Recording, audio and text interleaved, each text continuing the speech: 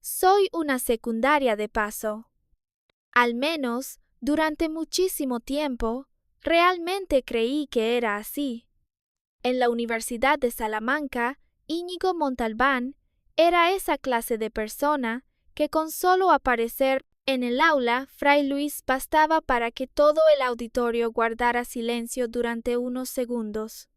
Se sentaba en la primera fila, con la espalda recta, la camisa blanca siempre impecable, el cabello negro y suave cayéndole sobre la frente, con un aire tan frío que parecía una luna colgada fuera de la ventana, brillante, lejana e imposible de alcanzar. Y yo, Inés Valcárcel, solo era la sombra detrás de él.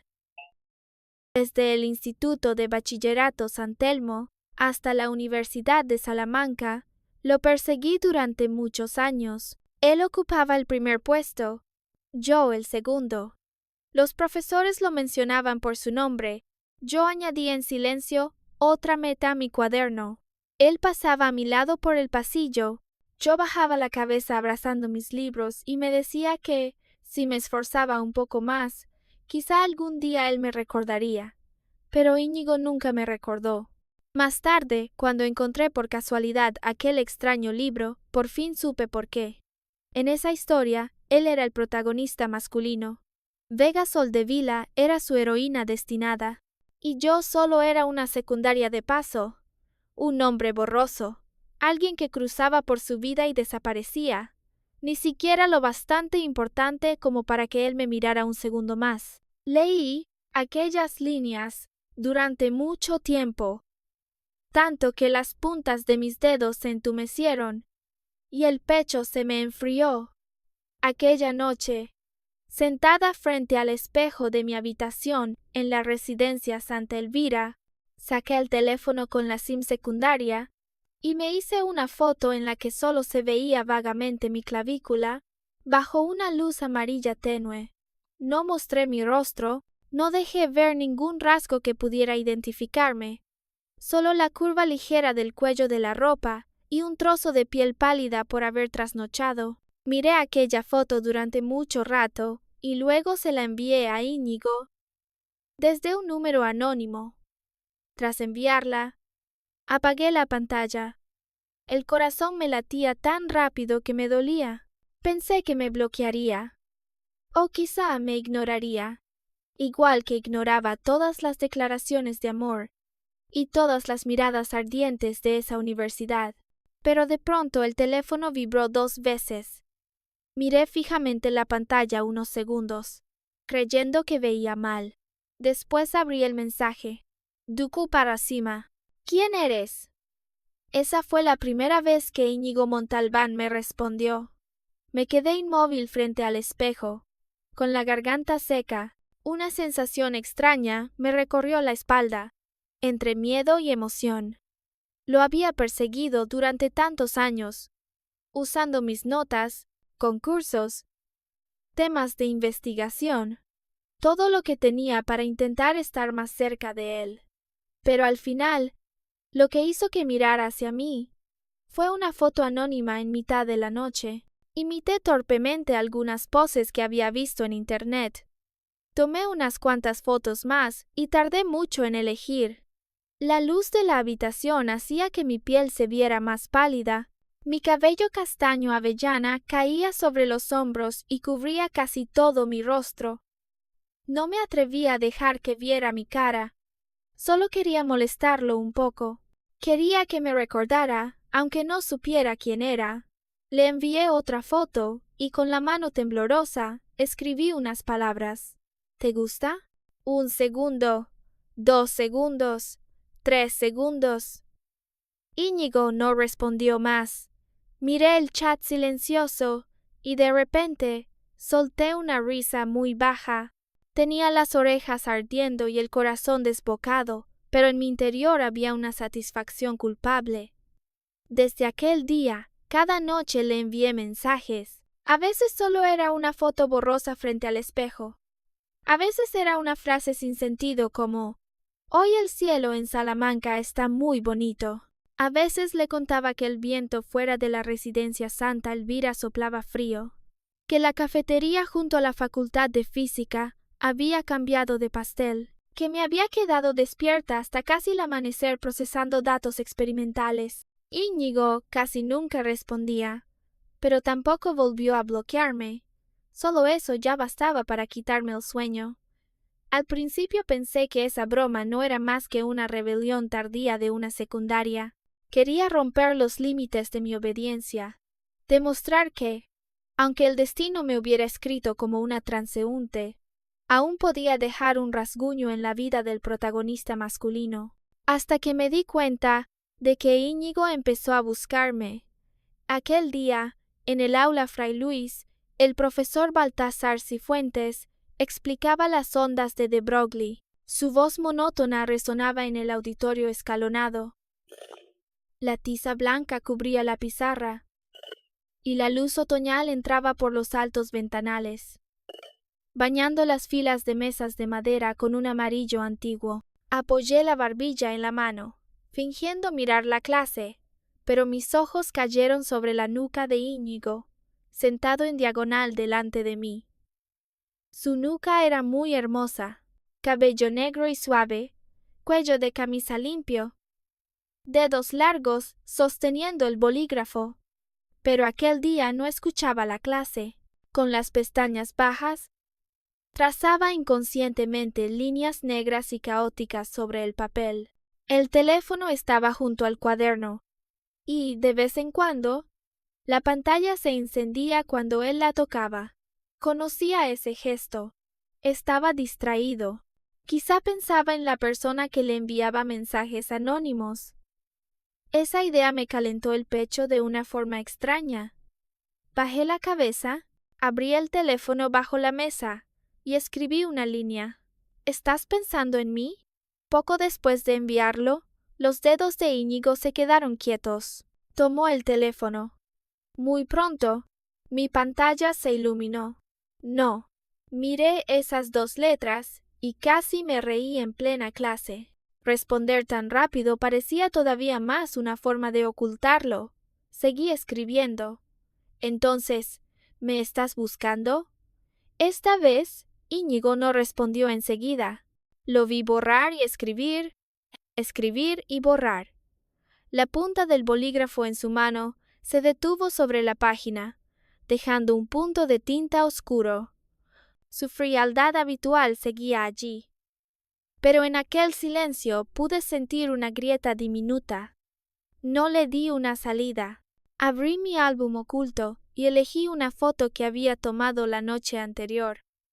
La luz era tenue, la tela blanca y fina apenas dibujaba suavemente las líneas del cuerpo, lo bastante ambiguas como para que no se pudiera ver con claridad, pero tampoco apartar por completo la mirada. Me mordí los labios y sentí que las orejas se me calentaban. Entonces pulsé enviar. Encuéntrame. En la fila delantera, Íñigo de repente puso el teléfono boca abajo sobre la mesa. El borde del aparato golpeó la madera, produciendo un pequeño clic. Bajó la mirada y permaneció inmóvil unos segundos. Luego giró la cabeza. Mi corazón casi dejó de latir. Sus ojos negros y profundos recorrieron cada rostro del auditorio, tranquilos pero más cuidadosos que nunca. Miró a las chicas que tomaban apuntes, a quienes apoyaban la barbilla somnolientos, las manos sobre las mesas, los perfiles inclinados bajo la luz del sol. Luego, su mirada pasó por mí. Aunque ya había adivinado el resultado, aún así me dolió un poco. Claro que sí. Nadie pensaría que una chica obediente, callada, siempre en segundo lugar detrás de Íñigo Montalbán, haría algo tan excesivo como eso, mucho menos el propio Íñigo. Aquella noche, exactamente a las 10, volví a enviar una foto. Esta vez era con una camiseta de tirantes de encaje blanco, tomada frente al espejo de mi dormitorio. Seguía ocultando mi rostro, evitando cualquier rasgo que pudiera identificarme. En cuanto envié la foto, me arrepentí un poco, pero antes de que mis dedos pudieran bloquear la pantalla, Íñigo respondió: sábado a las 7 de la tarde, Salón de Actos de Anaya. Miré esas palabras durante mucho rato. Sábado. Salón de Actos de Anaya. Ya lo recordaba. Era la hora y el lugar del baile de máscaras, organizado por el Consejo Estudiantil. Dudé y envié un signo de interrogación. El mensaje de Íñigo llegó muy rápido. ¿No te atreves a venir? Una frase muy corta, muy fría y también muy provocadora. Sabía que era una trampa. Íñigo Montalbán había empezado a buscar en serio a la persona que le enviaba mensajes anónimos. Quería sacarme de la oscuridad. Quería saber quién era en realidad, quién lo había molestado durante todo un mes. La razón me decía que no debía ir, pero miré aquel mensaje y recordé el instante en que giró la cabeza en el aula Fray Luis. Recordé sus orejas un poco rojas después de ver la foto. Recordé cómo su frialdad se alteró durante unos breves segundos.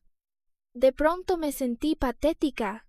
Sabía claramente que era una trampa, pero aún así quería entrar, porque quizá sería la única vez en mi vida en que Íñigo me esperaría por iniciativa propia.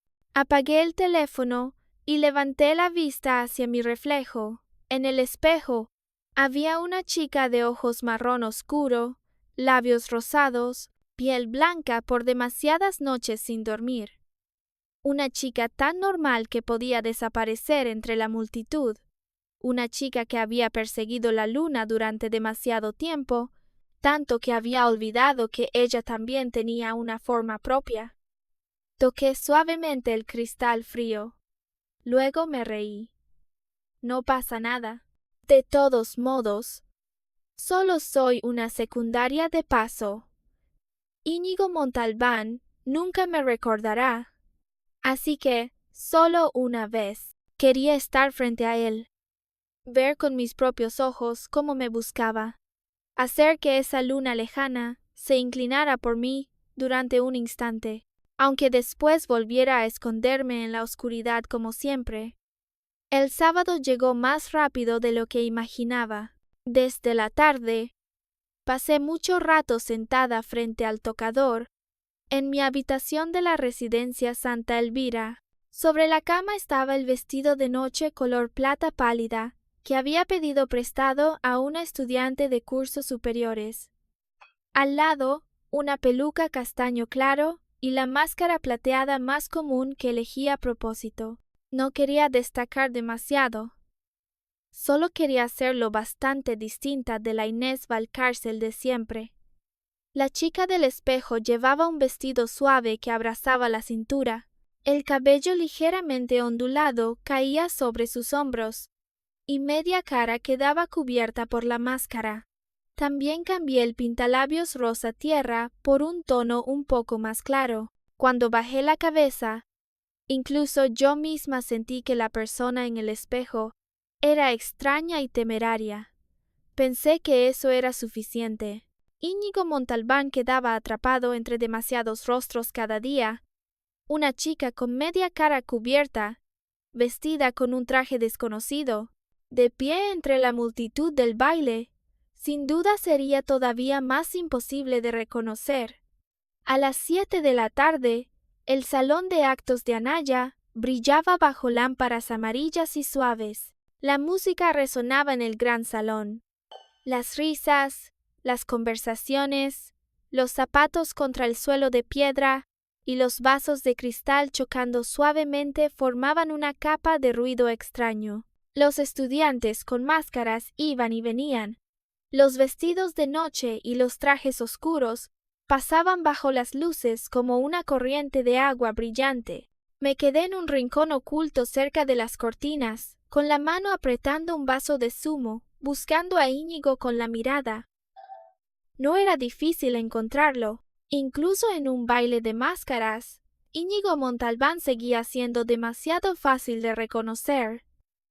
Vestía camisa blanca, chaqueta negra, una máscara oscura le cubría media cara, pero su figura alta y delgada y ese aire frío hacían que la gente lo mirara inconscientemente más de una vez. Varias chicas se acercaron ruborizadas para invitarlo a bailar. Él las evitó a todas, con una actitud educada pero distante. No aceptó a nadie. Lo vi inclinar la cabeza, pasando la mirada una y otra vez por la multitud. No parecía alguien que hubiera venido a disfrutar del baile. Parecía más bien un cazador paciente, de pie entre la luz y la música, esperando a que su presa entrara por sí sola en su alcance. Y esa presa estúpida era yo. Bajé la cabeza y reí en silencio. Dejé el vaso y aproveché el movimiento de la multitud para acercarme lentamente a él. El corazón me latía muy rápido, tan rápido que cada paso parecía pisar un tambor. Cuando pasé junto a Íñigo, extendí suavemente la mano y enganché con la punta de los dedos uno de los suyos, solo un poco, pero una sensación de entumecimiento se extendió al instante desde mis dedos hasta el pecho. Me asusté y quise retirar la mano, pero justo cuando estaba a punto de pasar de largo, su mano cálida se volvió de repente, metiéndose con fuerza entre mis dedos. 10 dedos entrelazados. Me tiró hacia atrás. Levanté la cabeza con sorpresa y me encontré justo con sus ojos negros y profundos detrás de la máscara. Él bajó ligeramente los ojos para mirarme. Su voz era muy baja, pero tan segura que casi me hizo olvidar respirar. Eres tú. Me había descubierto. Esa idea explotó en mi cabeza, pero muy pronto la máscara sobre mi rostro me dio un valor extraño. De todos modos, él no sabía que yo era Inés Valcárcel. De todos modos, esta noche no era la chica que siempre bajaba la cabeza detrás de él. Incliné la cabeza, levanté la mano que él sostenía con fuerza y pregunté sonriendo: ¿Quieres invitarme a bailar? Íñigo no respondió enseguida. Bajo la luz tenue, la mitad de su rostro oculto hacía que sus emociones fueran aún más difíciles de descifrar. Seguía frío como siempre, con los labios levemente apretados y la mirada cayendo sobre nuestras manos unidas. De pronto me sentí un poco culpable. ¿O quieres regañarme? En realidad, ya me había regañado por mensaje. Me dijo que no enviara esas fotos a cualquiera, pero yo no se las envié a cualquiera. Solo se las envié a él. Íñigo curvó apenas los labios, como si fuera a decir algo.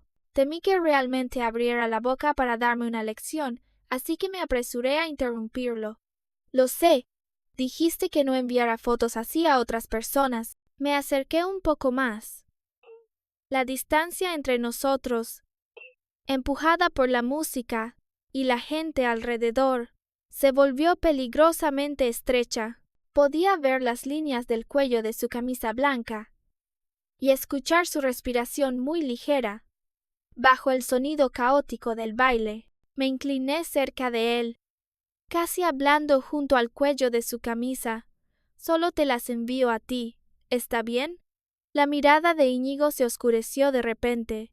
Bajó las pestañas para mirarme, y su frialdad habitual pareció ser apartada por algo durante un instante.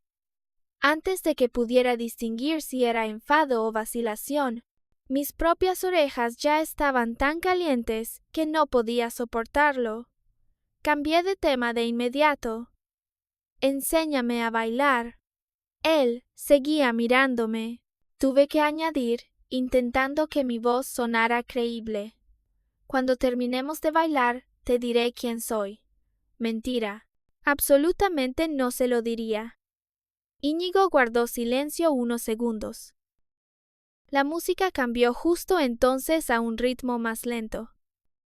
Las parejas alrededor empezaron a girar al compás del vals, Los vestidos largos se abrían y cerraban bajo las luces como pétalos plateados. Él me miró y preguntó: «Cuando terminemos de bailar, ¿me dirás la verdad?». Asentí muy obediente. Quizá esta era la vez que más cerca estaría de Íñigo en toda mi vida, aunque fuera gracias a la máscara, al anonimato y a un engaño que no debería existir.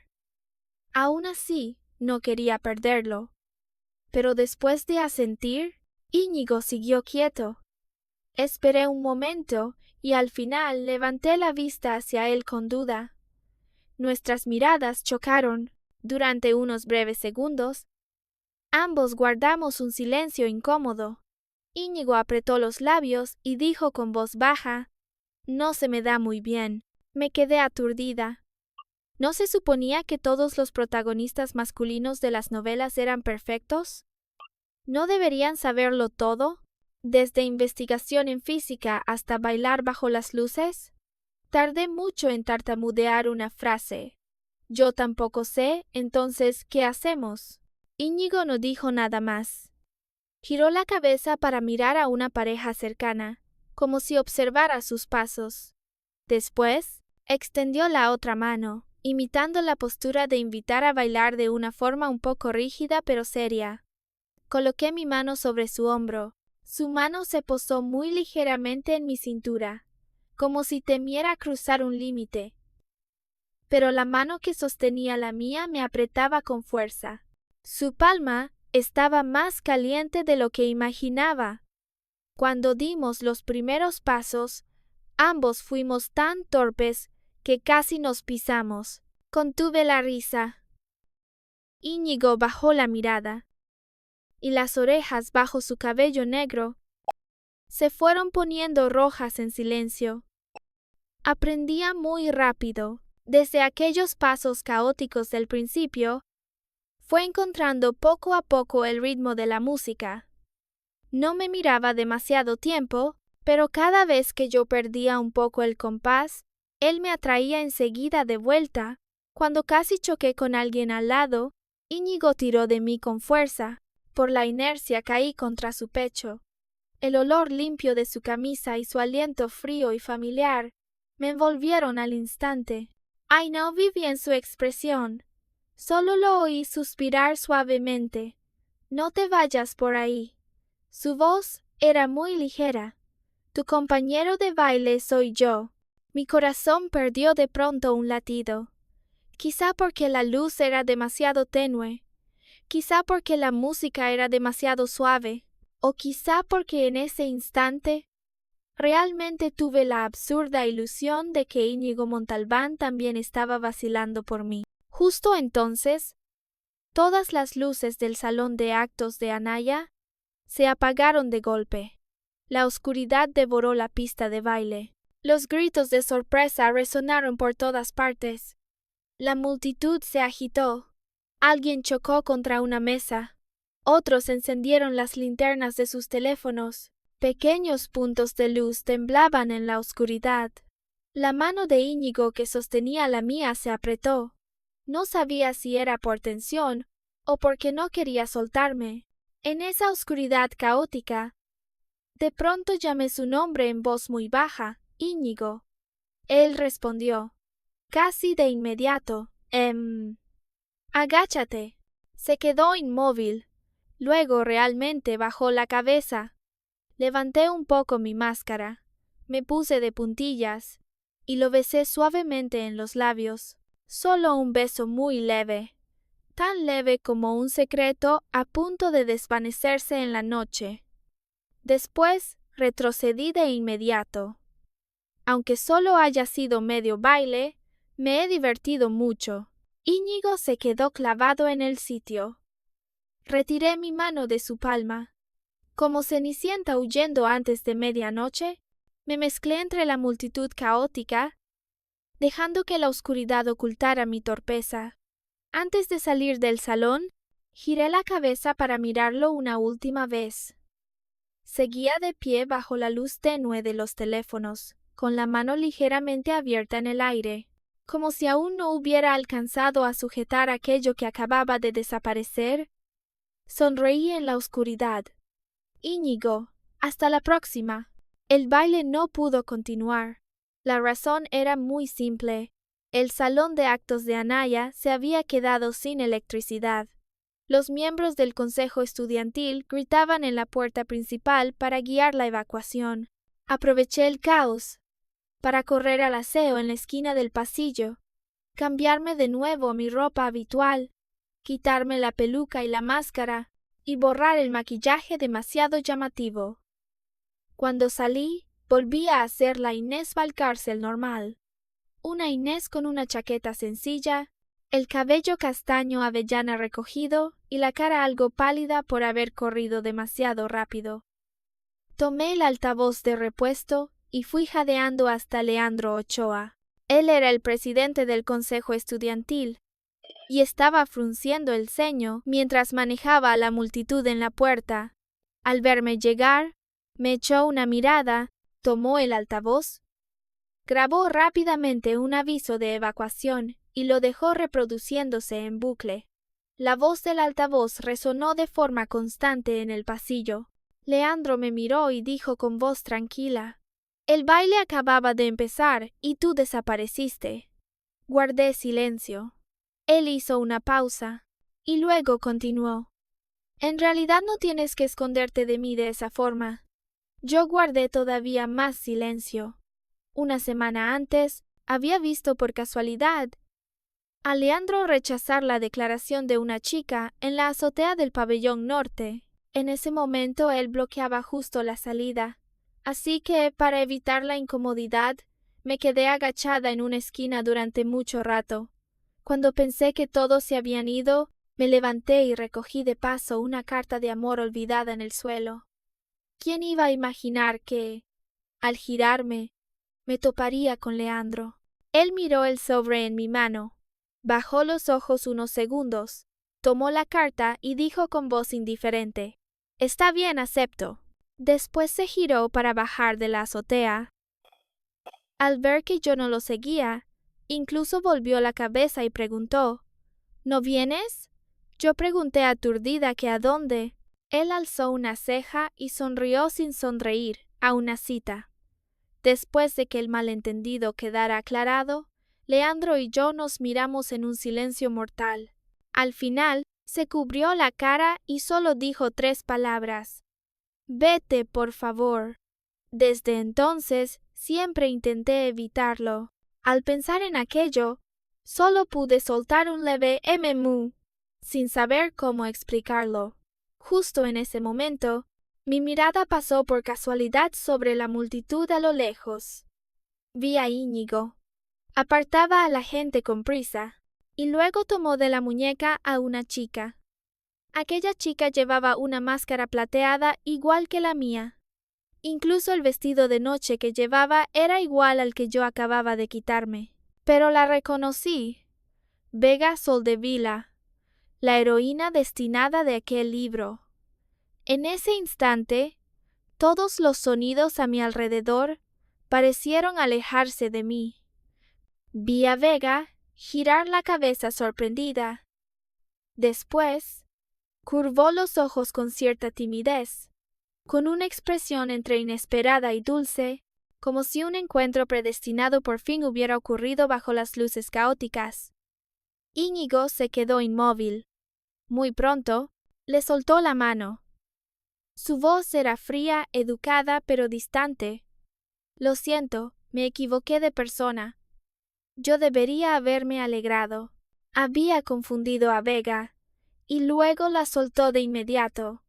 No siguió hablando con ella, ni le dio oportunidad de prolongar ese momento, pero no pude alegrarme. Porque en aquel libro, ellos debían conocerse en la universidad y reencontrarse años después. Vivir una historia de persecución, arrepentimiento y amor secreto que al final salía a la luz.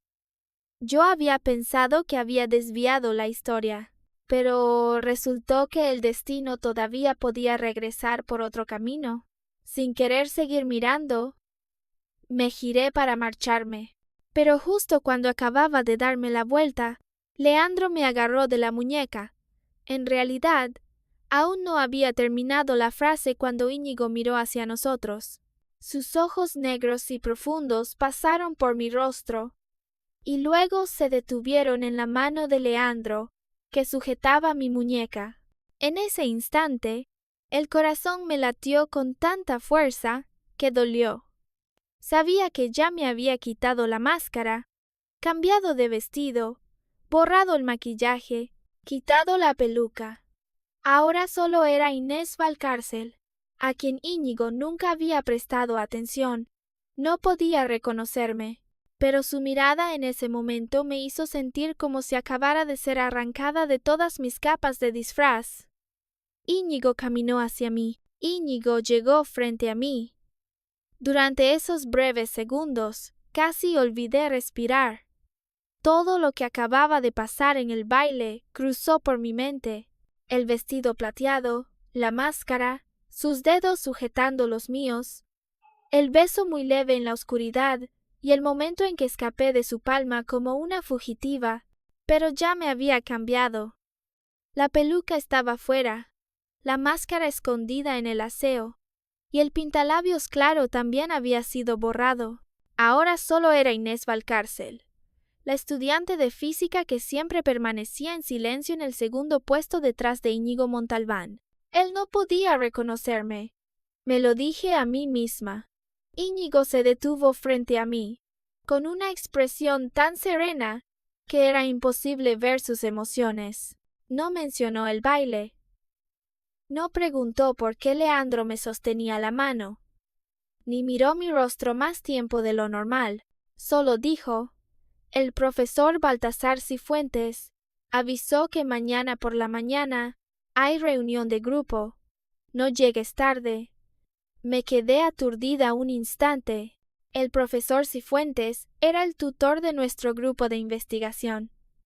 Íñigo formaba parte de su proyecto desde muy temprano, mientras yo solo colaboraba en algunas partes junto a estudiantes mayores. Antes, Íñigo nunca me había hablado por iniciativa propia, salvo por frases tan necesarias que no podían evitarse. Respondí con sequedad: ah. Después de decirlo, esperé a que él se girara y se marchara primero. Pero Íñigo no se fue. Inclinó ligeramente la cabeza y su mirada cayó sobre Leandro, junto a mí. Su voz era muy tenue, pero había en ella una frialdad que casi no dejaba entrar a nadie más. ¿Tienes algo más? Lo que sigue está relacionado con el contenido del proyecto. No es conveniente que haya alguien ajeno aquí. Lo miré en silencio. No sabía si era una ilusión, pero siempre sentí que esa frase no parecía un aviso sobre el proyecto, sino una forma de echar a alguien. Leandro sostuvo la mirada de Íñigo por un momento, luego soltó lentamente mi muñeca. Levantó el altavoz, que todavía repetía el aviso de evacuación, y sonrió. Entonces ocúpate tú. Yo me encargo de cerrar esto. Aún no había alcanzado a decir nada cuando Íñigo ya se había girado para avanzar. No tuve más remedio que seguirlo. La noche en Salamanca era más fría de lo que imaginaba. Desde el salón de actos de Anaya, de vuelta a la residencia Santa Elvira, las farolas antiguas del camino derramaban sobre el suelo de piedra un amarillo húmedo. La gente del baile se dispersó muy rápido, y las risas detrás de nosotros se fueron alejando cada vez más. Caminé junto a Íñigo, aún un poco aturdida. Durante todo el trayecto, él no dijo nada. Yo tampoco me atreví a hablar, hasta que la entrada de la residencia Santa Elvira apareció ante mis ojos, y al final no pude contenerme. Me giré hacia él y pregunté: ¿ha pasado algo con el grupo de investigación? En realidad, la reunión de la mañana siguiente estaba relacionada sobre todo con el certamen ibérico universitario de física en la competición que se celebraría dentro de un mes. Yo no participaba profundamente en el proyecto principal de Íñigo, así que cuando él usó el contenido del proyecto como excusa para apartarme, seguía sintiéndome confundida. Íñigo me miró. Luego preguntó en respuesta: ¿No querías irte? Antes de que pudiera entenderlo, él añadió, justo yo también. En ese instante, una sensación fría me cayó desde la cabeza. Lo entendí. Quizás solo estaba incómodo por haber confundido a Vega. Quizás se dio cuenta de que Vega quería aprovechar la oportunidad para hablar con él, y por eso se apresuró a marcharse. Y yo, justo también quería irme. Así que me convertí en la excusa más conveniente. Cooperación beneficiosa para ambos. Nada más. Por un momento pensé que había reconocido algo. Pensé que su mirada se había detenido en la mano de Leandro porque le importaba. Pensé que, después de medio baile y un beso en la oscuridad, mi mundo realmente se había desviado de su trayectoria original. Pero una secundaria seguía siendo una secundaria. Bajé los ojos, oculté las emociones que se agitaban en mi pecho y pregunté en voz muy baja: Emma, ¿hay algo más que quieras decirme? Íñigo pensó un poco y respondió: por ahora no. Asentí. Sin mirarlo más, subí los escalones frente a la entrada de la residencia. Paso a paso, el sonido de mis zapatos contra la piedra resonaba seco. Cuando pasé la tarjeta para abrir la puerta, de pronto me sentí ridícula. Me había acostumbrado a ser una transeúnte ejemplar en la vida de Íñigo, tan acostumbrada que, incluso después de que me tomara de la mano en el baile, me llamara su compañera de baile y bajara la cabeza para que lo besara, seguía sin atreverme a creer de verdad que eso me pertenecía. Justo cuando la puerta de acceso se abrió, su voz sonó detrás de mí. Inés Valcárcel. Me quedé rígida. Íñigo pronunció mi nombre. Por primera vez. Giré la cabeza muy despacio. Él estaba bajo la luz de la entrada, con el cabello negro un poco revuelto por el viento nocturno. Su expresión seguía siendo fría como siempre, pero cuando repitió mi nombre, cada sílaba pareció tragarse toda la distancia desconocida en su garganta. Inés Valcárcel, nos vemos mañana. Aquella noche, después de volver a mi habitación, me quedé mucho tiempo sentada frente al ordenador sin reaccionar. Los datos experimentales sin procesar permanecían quietos en la pantalla. Los números, gráficos y modelos físicos que antes me eran familiares, de pronto se volvieron extraños. En mi cabeza solo quedaba la voz de Íñigo llamando mi nombre. ¿Me recordaba o ya me había reconocido? Abrí el teléfono de la SIM secundaria y miré el chat anónimo con él, dudando durante mucho rato antes de escribir una frase de prueba. ¿Me confundiste con otra persona? Íñigo respondió muy rápido. Un signo de interrogación. Me mordí los labios. Lo vi todo. En realidad quería decir que lo había visto marcharse con la chica de máscara plateada para tantear su reacción y también alejar las sospechas de la Inés real. Pero antes de que pudiera terminar de escribir el mensaje, Íñigo admitió directamente: no fue intencional. Ella vestía muy parecido a ti, y la máscara era idéntica. Tenía demasiada prisa. Mis dedos se detuvieron sobre la pantalla. Lo había entendido mal. Pensaba que la persona anónima estaba celosa porque él había confundido a Vega con ella. Al ver que no respondía durante un rato, volvió a enviar otro mensaje. Me equivoqué por mi prosopagnosia. Lo siento.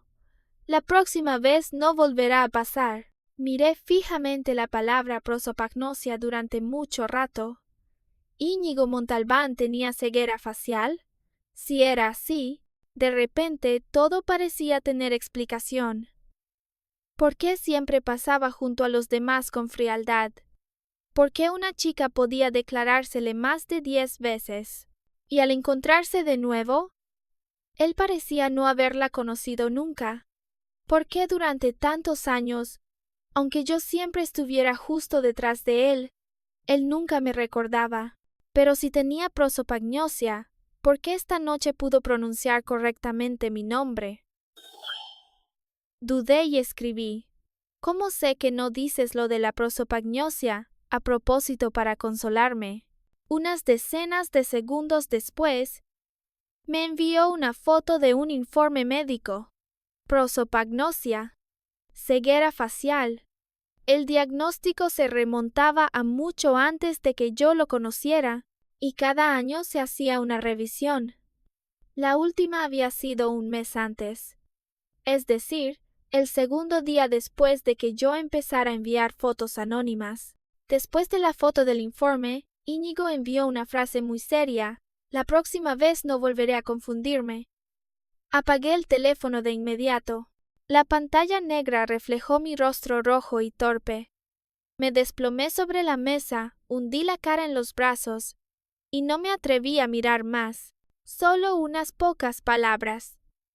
Y aún así me sonrojé de esa manera. La alarma sonó justo a tiempo. Siempre me imponía un límite. El tiempo dedicado a Íñigo cada día no podía superar los 20 minutos. Aunque fuera amor secreto, aunque fueran mensajes anónimos, aunque fuera un sentimiento que no podía salir a la luz, debía obligarme a conservar una parte de lucidez. Respiré hondo, apagué la alarma y me obligué a volver a procesar los datos. Cerca de la medianoche, todo quedó por fin casi terminado. Antes de dormir, pasé frente al espejo del baño y me detuve unos segundos. Luego, como poseída, me hice una foto. El camisón blanco marfil estaba un poco húmedo por el vapor. Las curvas del cuerpo se difuminaban en el cristal empañado y el cabello castaño avellana caía algo desordenado sobre mis hombros. Elegí durante mucho rato, y al final solo le envié a Íñigo 2 palabras: «Te extraño». No podía permitirme ser la única que perdiera el sueño. Que 2 personas perdieran el sueño juntas era lo justo. A la mañana siguiente, fui al laboratorio de física aplicada para la reunión. Quedaba un mes para la fase regional del CIUF. Aunque su fama no era tan grande como la de las competiciones principales, yo había participado en casi todos los concursos a los que podía inscribirme. Antes siempre tenía una idea muy simple. Si no podía vencer a Íñigo en un lugar, usaría la cantidad para superarlo en todos los demás. El profesor Baltasar Cifuentes era el tutor de nuestro equipo. Íñigo entró en la sala de reuniones detrás de él. No era miembro del equipo de competición, solo participaba de paso en la reunión del grupo de investigación. Hoy no parecía tener mucha energía. Con las pestañas bajas y su expresión fría mezclada con falta de sueño, me obligué a no mirarlo. Después de lo ocurrido la noche anterior, temía que, si lo miraba un poco más, dejara al descubierto alguna pista. La reunión terminó muy rápido. El profesor Cifuentes nos recordó varios puntos importantes del CIUF y luego nos dejó marchar. Enseguida abracé el portátil y corrí tras él. Los datos que había procesado la noche anterior ya habían sido modelados con éxito, pero aún había algunos puntos de los que no estaba segura. Mi proyecto independiente estaba relacionado con reactivos nucleares. Al principio lo elegí solo porque quería hacer algo lo bastante difícil, lo bastante destacado, lo bastante capaz de impedir que siguiera siempre detrás de Íñigo. Pero cuanto más investigaba, más me di cuenta de que realmente me absorbía.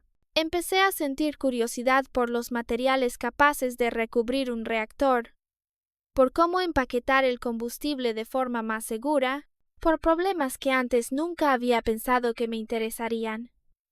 Resumí al profesor Cifuentes el informe de progreso y los resultados experimentales. Mi voz se fue haciendo cada vez más baja, porque él revisó los datos una y otra vez durante mucho tiempo sin decir nada. Su expresión seria me inquietaba un poco.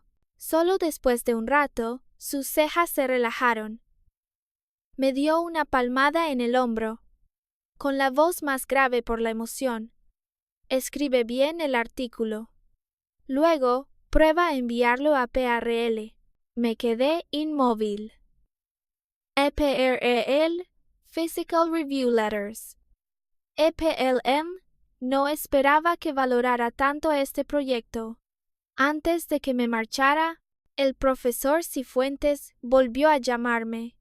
Aún tengo algunas plazas para investigación continua de máster y doctorado. Cuando esté reservado, intenta pensarlo.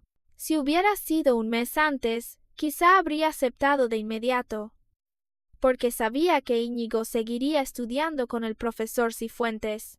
Si me quedaba, todavía podría estar cerca de él. Todavía podría seguir persiguiendo su espalda, como durante tantos años. Pero esta vez guardé silencio. Pensé en la noche del baile. Pensé en Vega. Pensé en el libro que decía que yo solo era una secundaria de paso. Pensé en aquella sensación fría al darme cuenta de que quizá solo había sido la excusa de Íñigo para escapar de una situación incómoda. Luego pensé en los datos experimentales en la pantalla. Pensé en las ecuaciones, los materiales, las preguntas a las que de verdad quería encontrar respuesta. Resultó que, durante el tiempo en que perseguía a Íñigo, también había avanzado sin darme cuenta, tanto que otro camino se abría ante mí. Levanté la cabeza para mirar al profesor Cifuentes e intenté sonreír. Necesito pensarlo con más cuidado. Esa fue la primera vez en mi vida que tomé la iniciativa de frenar en el camino de perseguir a Íñigo Montalbán. También fue la primera vez que me pregunté, si no estoy detrás de él, entonces ¿hacia dónde irá Inés Valcárcel? Los días siguientes estuve tan ocupada que casi no tuve tiempo de pensar en Íñigo. El borrador de mi artículo fue escrito durante varias noches seguidas. De día asistía a clases. Me reunía con el equipo del CIUF y preparaba modelos de refutación para la competición. De noche, me sentaba en el laboratorio de física aplicada, frente a curvas de datos, tablas de resultados y párrafos académicos que corregí tantas veces que casi me los sabía de memoria. Ya no le envié mensajes a Íñigo. El teléfono de la SIM secundaria permanecía quieto en el cajón, como un secreto temporalmente encerrado. A veces, mientras leía materiales sobre empaquetado de combustible, recordaba sin querer el mensaje suyo. La próxima vez no volveré a confundirme. Pero muy pronto me obligaba a volver a los números en la pantalla. Empecé a darme cuenta de que una persona puede entrar en un campo por amor, pero no necesariamente debe quedarse allí toda la vida por amor. Al principio, la física para mí era el camino que llevaba a Íñigo Montalbán. Después, se convirtió en el camino que me llevaba hacia mí misma. Una noche, después de haber estado despierta casi por completo, terminé la última revisión del borrador del artículo. Tenía la cabeza tan tensa que ya no sentía sueño. En lugar de volver a la residencia Santa Elvira, fui al laboratorio general del edificio Cajal. Era solo un experimento de física muy común. Pero cada vez que la presión era demasiado grande, me gustaba realizar aquellas operaciones familiares, conectar cables, ajustar equipos, registrar datos, calcular errores. Esas tareas repetitivas me hacían sentir que el mundo seguía teniendo orden, que todavía existían leyes que podían medirse, comprobarse y creerse. Cuando firmé el registro de guardia, cerré la puerta del laboratorio y salí al pasillo. Fuera ya casi amanecía. Me quedé en la esquina del edificio Cajal, frente a un ventanal que llegaba hasta el suelo cubierto de vapor. A lo lejos, los tejados antiguos de Salamanca se hundían en un azul pálido antes del amanecer. Extendí la mano y escribí con la punta del dedo en el cristal las fórmulas que acababan de aparecer en mi mente, desde la densidad de flujo hasta la ecuación de Schrödinger. Escribí muy despacio, hasta que, al volver en mí, descubrí que había escrito sin darme cuenta varias veces el nombre de Íñigo Montalbán entre aquellos símbolos confusos. Me quedé inmóvil. Una sensación de acidez muy ligera se extendió por mi pecho. Claramente, había intentado no pensar en él. Claramente estaba tan ocupada que ya no le enviaba mensajes, ya no lo provocaba, ya no lo miraba en clase tanto como antes, pero bastaba con que mi mano se distrajera un poco para que el corazón confesara su secreto. Justo entonces, detrás de mí sonó una voz baja y grave. Falta un cuadrado. Mis dedos se estremecieron. Borré de inmediato los nombres del cristal, tan rápido como si destruyera pruebas de un crimen. Al girarme, vi a Íñigo de pie no muy lejos. Llevaba una chaqueta oscura, el cabello negro un poco despeinado, la expresión aún fría, pero con algo de cansancio en el fondo de los ojos. No sabía cuánto tiempo llevaba allí. No sabía qué había visto. Íñigo se acercó y señaló un punto de la ecuación que yo acababa de escribir. Aquí. Seguí la dirección de su dedo. En efecto, faltaba un cuadrado. Lo añadí en silencio. El pasillo al amanecer estaba tan tranquilo que hasta la respiración se volvía clara. No pregunté por qué estaba allí, y él tampoco lo explicó. Entre nosotros parecía haber un hilo muy fino, que se extendía desde el baile de aquel día hasta este instante, pero ninguno se atrevía a tocarlo primero. Yo tenía demasiado sueño.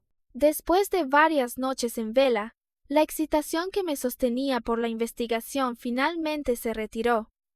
Solo quería volver a la residencia, darme una ducha caliente y dormir profundamente. Me giré para bajar las escaleras. Íñigo me llamó de pronto. Inés Valcárcel. Me detuve. Él volvió a reconocerme, no por la foto anónima, no por el vestido plateado, no por la máscara, sino a la verdadera Inés Valcárcel de pie bajo la luz azul pálida del amanecer. Yo estaba unos escalones más abajo que él, y levanté la cabeza para mirarlo. Durante muchos años siempre tuve que alzar la vista hacia Íñigo de esa manera. Él estaba en una posición un escalón más alta que yo, un puesto más alto, una distancia que parecía muy cercana pero que nunca podía cruzar, pero esta vez apretó los labios y bajó rápido las escaleras hasta mi lado. ¿Necesitas que pida permiso por ti para faltar a la clase de la tarde? Parpadeé lentamente. No hace falta. Solo he pasado una noche en vela. Dormir un poco bastará. Íñigo guardó silencio unos segundos y luego extendió la mano. En su palma había varios caramelos envueltos en papel de colores. Los envoltorios reflejaban el tenue amanecer fuera de la ventana, brillando en el pasillo frío. Miré aquellos caramelos y de pronto me quedé aturdida. Mucho tiempo atrás, él también me había dado caramelos de ese tipo. Cuando estudiábamos en el Instituto de Bachillerato San Telmo, mis padres tuvieron un accidente de coche. Después de ocuparme aturdida del funeral, el día que volví al instituto llovía muchísimo. Abracé las rodillas y me senté sola en un rincón de la azotea, mirando la cortina gris de lluvia, sin saber cómo debía seguir viviendo.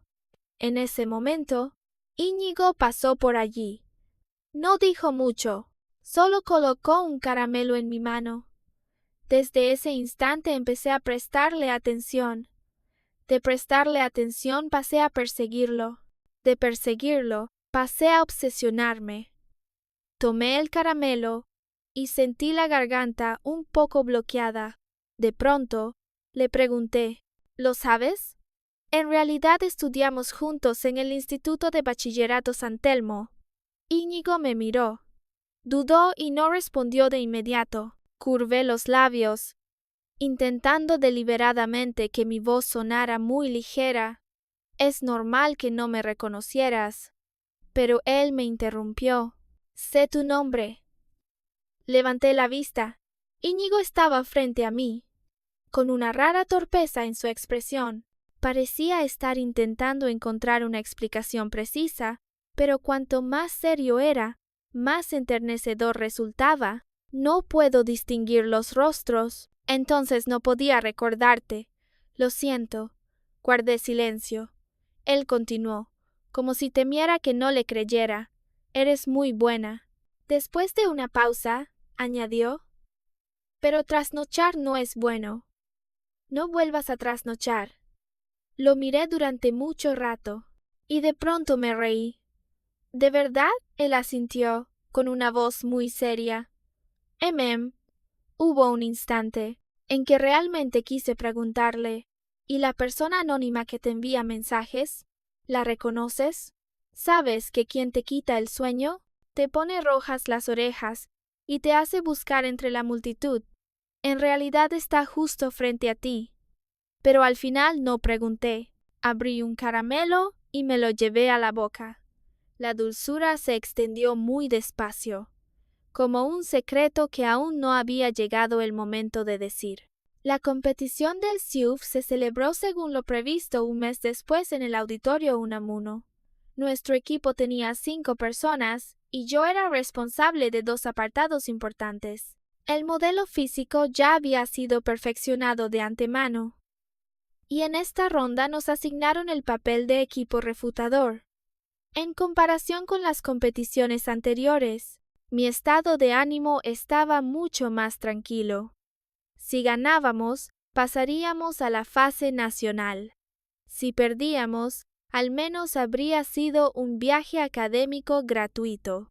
Antes había usado las competiciones para perseguir a Íñigo, pero esta vez quería ganar por mi propio proyecto. Antes de subir al escenario, mientras esperaba en la zona de espera, alguien derramó agua por accidente sobre mi ropa.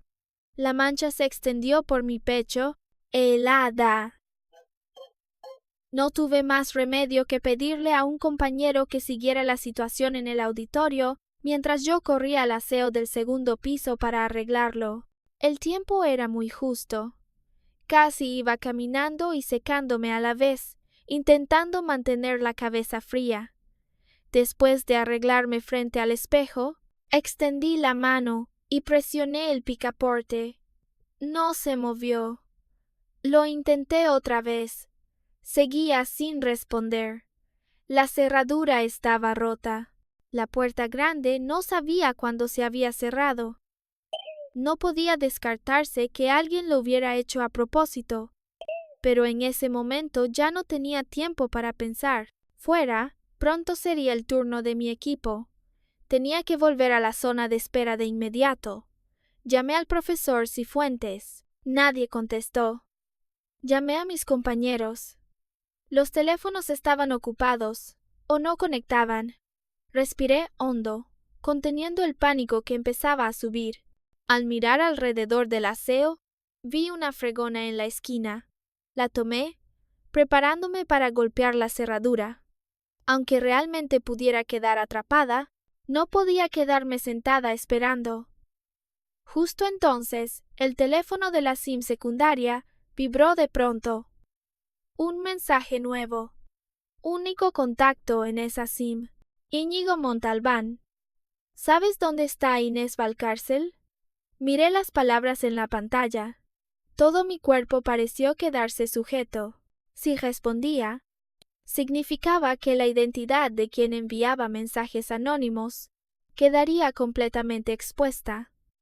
Significaba que todas aquellas fotos, las frases provocadoras, el beso en la oscuridad, todo lo que había intentado esconder sería arrastrado a la luz. Pero ya no tenía elección. Apreté los labios y escribí palabra por palabra. Segundo piso. Aseo del extremo izquierdo. Parece que la cerradura está rota. El mensaje se envió.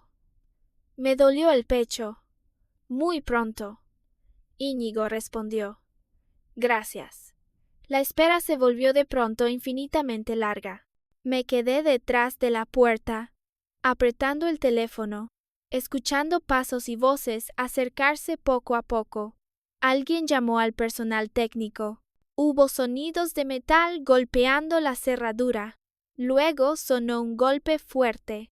La puerta fue forzada. La luz exterior entró de golpe.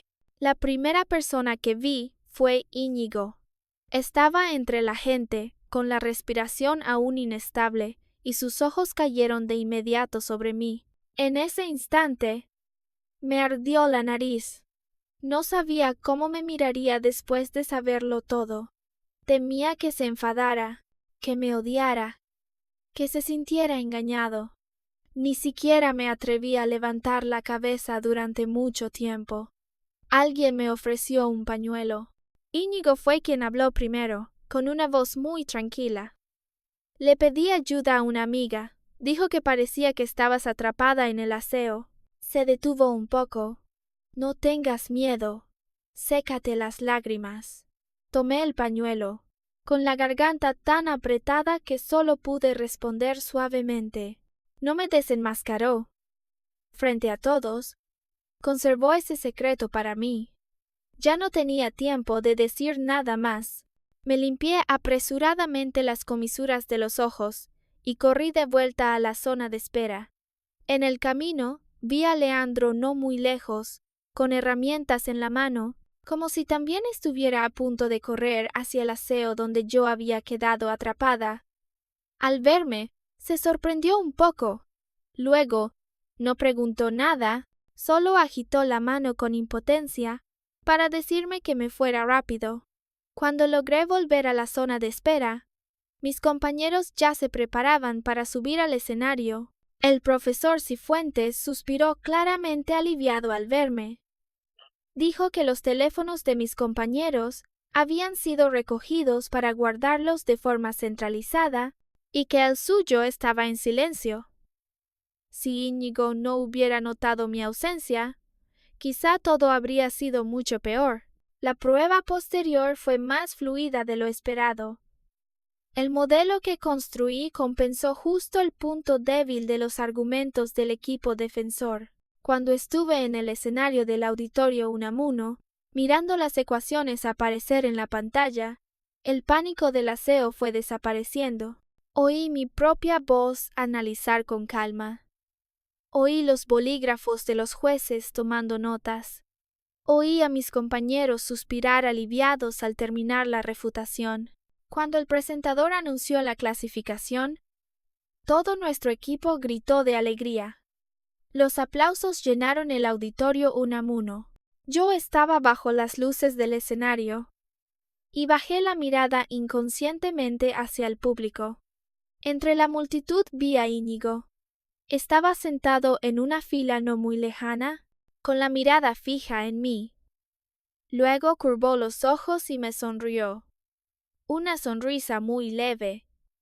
Pero en ese instante, de pronto sentí que ya no era la sombra detrás de nadie. Estaba de pie en mi propio escenario, y esta vez Íñigo Montalbán me estaba viendo. Después de que nuestro equipo consiguiera una clasificación suficiente para entrar en la fase nacional del SIUF, mis compañeros empezaron a hablar de celebrar y prepararse para la siguiente etapa.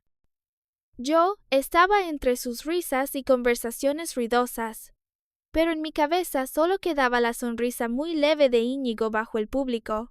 Él había guardado mi secreto. Sabía que la persona anónima era yo, o al menos había empezado a sospecharlo, y aún así, delante de todos dijo que había pedido ayuda a una amiga, dejándome una salida limpia. Esa sensación me hacía sentir aliviada y asustada a la vez. Busqué una excusa para salir a respirar. La escalera de servicio detrás del Auditorio Unamuno estaba muy oscura.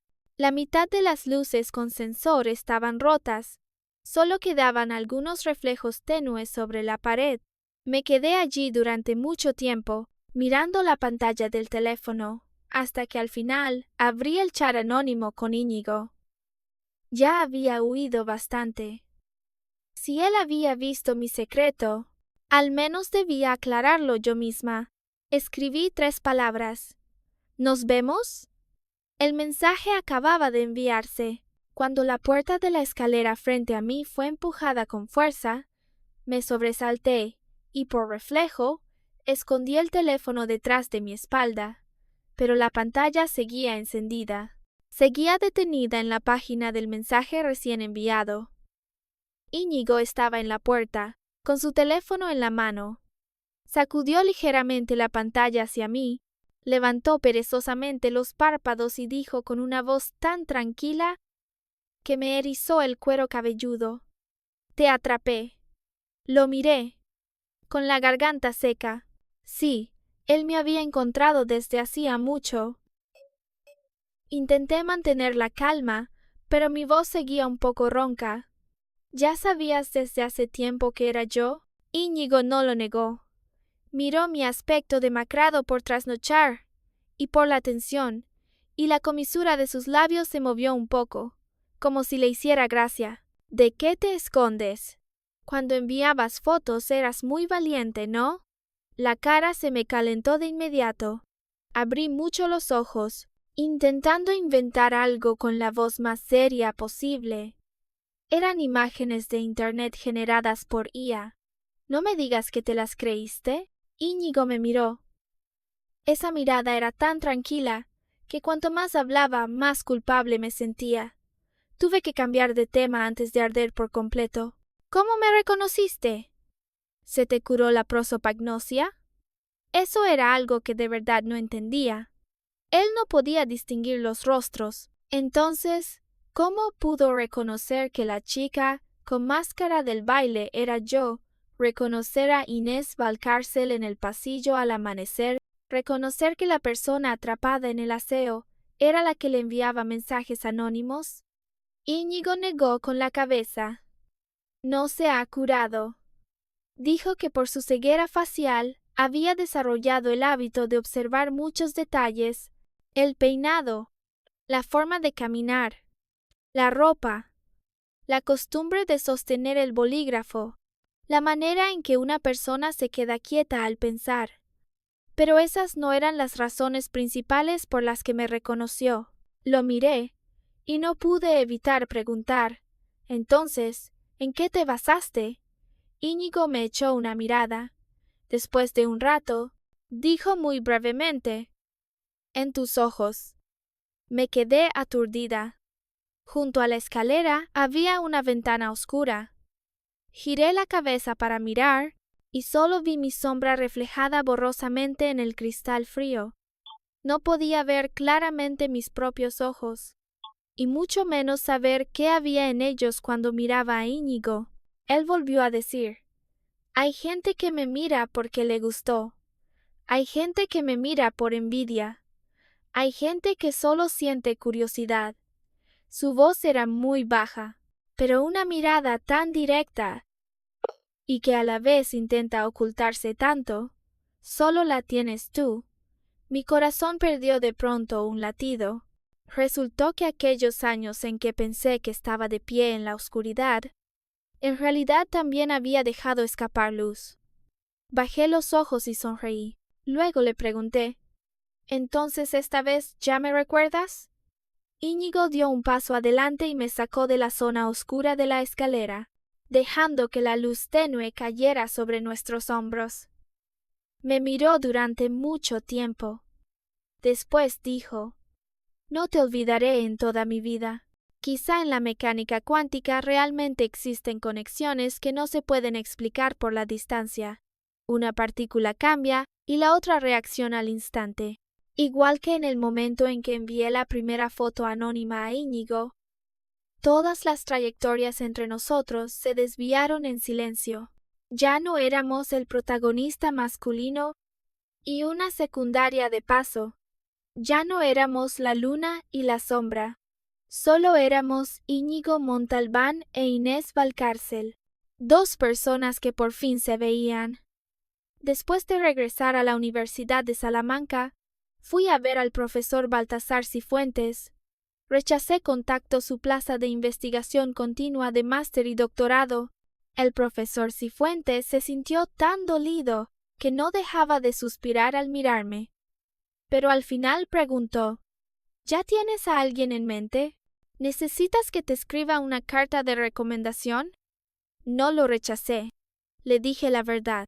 Quería probar otra dirección, relacionada con materiales para el empaquetado de reactores nucleares.